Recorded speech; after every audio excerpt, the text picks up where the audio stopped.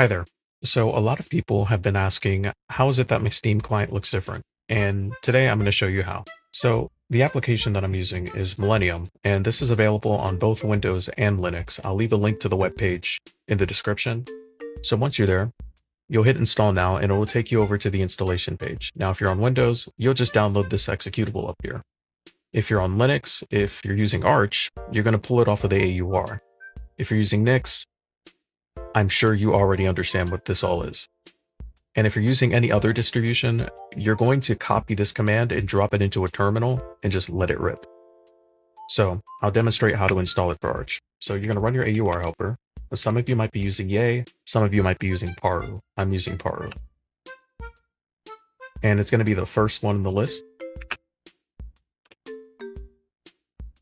We'll drop in our sudo password. And it's installed. So if Steam was already running, you'll want to kill it. And if it wasn't already running, you'll just want to launch it. All right. And once Steam is open, your Steam client is still going to look exactly the same. No worries. Head up to the top left, and you're going to notice that there are now two new options, Millennium and the Millennium Library Manager. Now, in order to change our theme, we're going to click on Millennium and go over to Themes. And it's going to be empty at first. So you're going to click on Install a Theme, and then click on this link.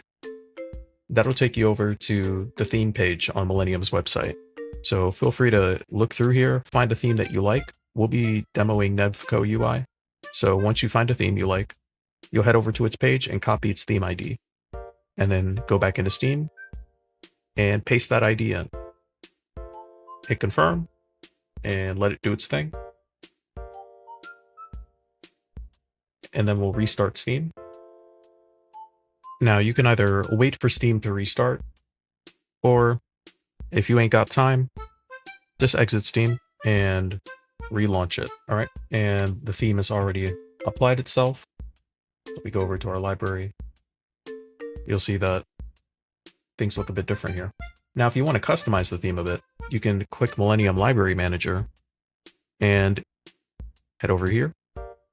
And you'll see that you get a few options. So play around with that, change it to how you like. Now, one of the other things that Millennium offers are plugins. So I have a few plugins installed already. Most notably Augmented Steam and SteamDB. So if we go over to the store page of a game, we'll use Hollow Knight. You'll notice that the SteamDB rating is here now. I have a link to the PC Gaming Wiki, the SteamDB page, and is there any deal? So it'll let you see if Steam is truly offering the lowest price on a game, or if you can get it cheaper somewhere else. Now, in order to install a plugin for Millennium, you'll want to head back up to the Millennium menu, go over to plugins, and install a plugin. So it's the same way as installing a theme. You'll click on that link, and it'll take you over to the plugin library. We'll just use SteamDB as an example. So we'll copy that plugin ID and head back into Millennium, paste the plugin in, hit confirm, and it's already been installed, so it's not going to bother re-downloading it. Once it's installed, you'll just head back into this menu and toggle the plugin on. And when you head back into the store, you'll see all the features from that plugin. So it's called Millennium. I'll leave a link to it in the description below. Give it a try.